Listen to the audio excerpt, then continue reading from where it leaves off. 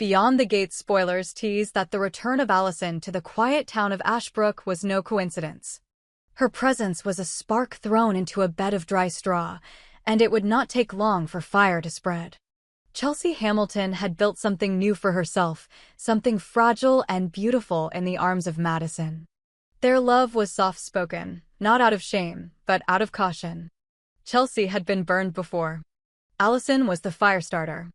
Once upon a time, Chelsea and Allison were inseparable. From high school to their early college days, their love was a force that made even the cynics believe. They painted their world with late-night drives, secret kisses under bleachers, and endless hours tangled up in each other's lives.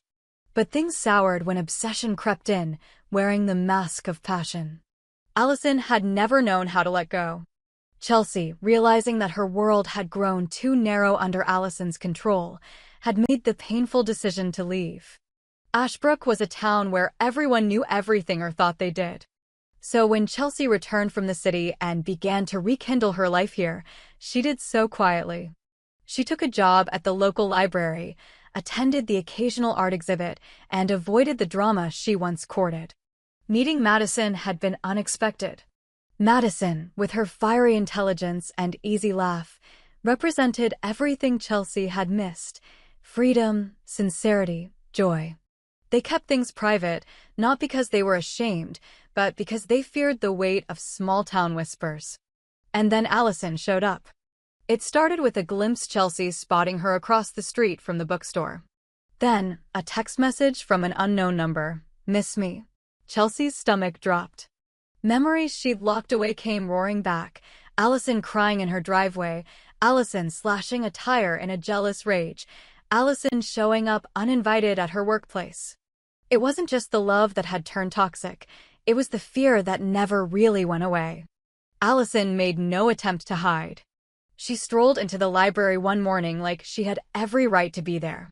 She smiled, said hello, asked Chelsea if she wanted to grab coffee. The nerve. Chelsea refused, trying to keep her voice even, but Allison's smile didn't waver. It was a smile Chelsea remembered all too well, a warning, not a gesture. Soon, Madison began to notice Chelsea's unease. She asked about it, gently, and Chelsea lied. She said she was tired. Stressed. Madison didn't push, but the distance grew. Allison, of course, knew everything. She always knew. It wasn't long before she spotted Madison leaving Chelsea's place one morning, and the pieces clicked into place.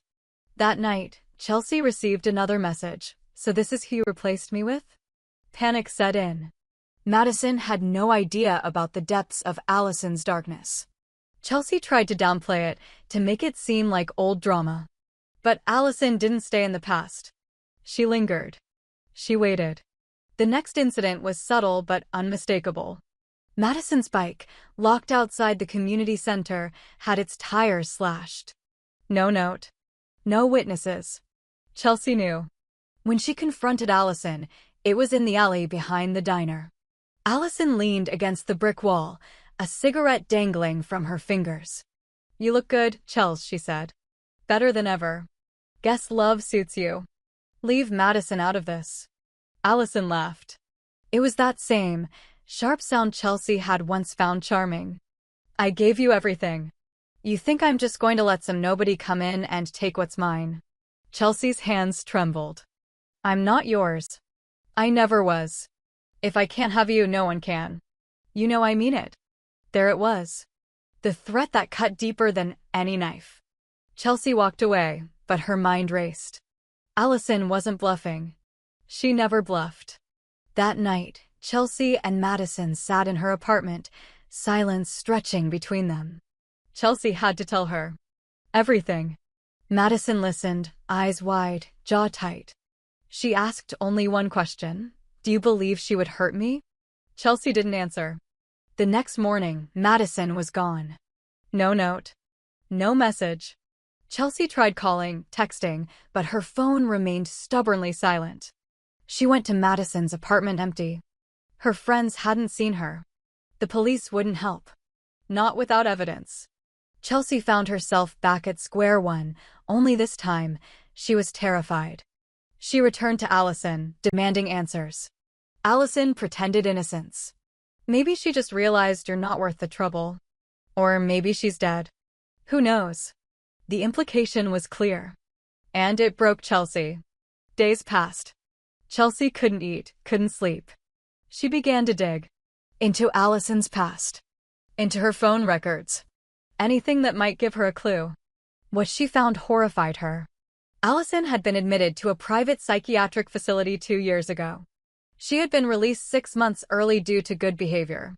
The doctor's notes she found somehow, through a contact in town, described a pattern of manipulation, obsessive behavior, and threats of violence. She had been flagged as high risk. And now she was back. Chelsea returned to the police, armed with everything. They finally agreed to open a file. But that wasn't enough. She needed to find Madison herself. That night, Chelsea drove to Allison's place. She watched from across the street. No lights. No movement. But in the backyard, something flickered. She crept closer, heart pounding. There, half buried beneath a tarp, was Madison's jacket. Torn. Blood-stained. Chelsea screamed. Before she could run, someone grabbed her from behind. The world went black. She woke up in a basement. Hands bound. Mouth gagged. Allison stood nearby, arms crossed, smiling like they were back in high school. "This didn't have to happen," Allison said. "You could have just come back." Chelsea's muffled cries were met with silence. Allison crouched beside her. "Don't worry. I didn't kill her. Yet. I wanted you to see her. I wanted you to choose." She stepped aside, revealing Madison. Bruised. Barely conscious. Tied to a chair. "One of you walks out," Allison whispered. "You decide who." Chelsea shook her head violently. Allison laughed again. "Fine," she said. "Then I'll decide for you." The game had begun. This was no longer about love. This was survival. Chelsea knew she had to find a way out. Not just for herself. For Madison. For every choice she had made that led her here. And deep inside, a fire was igniting. Not fear. Not sorrow. Fury. And the game wasn't over yet. She waited until Allison left the basement. Her hands, though tied, were tied sloppily. Allison had underestimated her, assumed her paralysis from fear. But Chelsea had survived too much to freeze now. She worked her wrists against the coarse rope, wincing with every slice of friction against her skin. 10 minutes. Maybe more. Then finally freedom. Her hands were raw and bleeding, but they moved. She crawled to Madison, who moaned softly, barely conscious. Chelsea whispered her name. Madison's eyes flickered open. Bruised, disoriented, but alive. Chelsea kissed her forehead. "I'm getting us out of here." A creak upstairs. Footsteps. No time. Chelsea slipped back into place, looping the rope loosely around her wrists, hiding the truth. Allison returned, holding a kitchen knife and humming some tune from their teenage years. Something sweet. Something sick.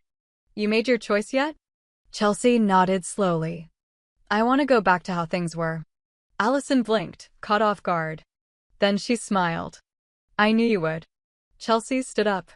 Walked to her. Slowly. Step by step. Allison opened her arms.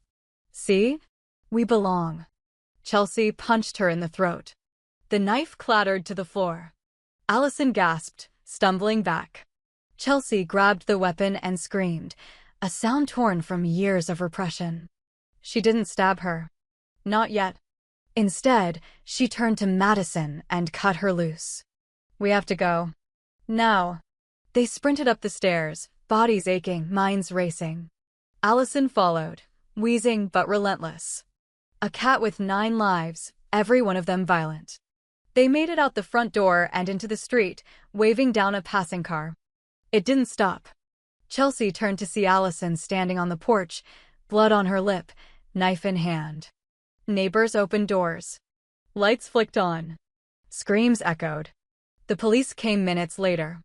Allison was gone. Disappeared into the night. Madison was taken to the hospital. Chelsea stayed by her side. For days. For nights. Never leaving. Madison healed, slowly, quietly. But the scars would remain. The town changed. People whispered less. Looked longer. Chelsea and Madison were no longer invisible. They were survivors. But they were also prey. Then came the postcards. One arrived every week. No return address. No message. Just a photo. Of Chelsea. From a distance. Smiling. Shopping. Living. The last one showed her sleeping. Taken through her bedroom window. The nightmare was far from over. It had just taken a new shape. And then the silence. No postcard for 2 weeks. No shadow seen out of the corner of her eye. No sense of being watched. That somehow was worse. Chelsea stopped sleeping. Madison began locking every door twice, then 3 times.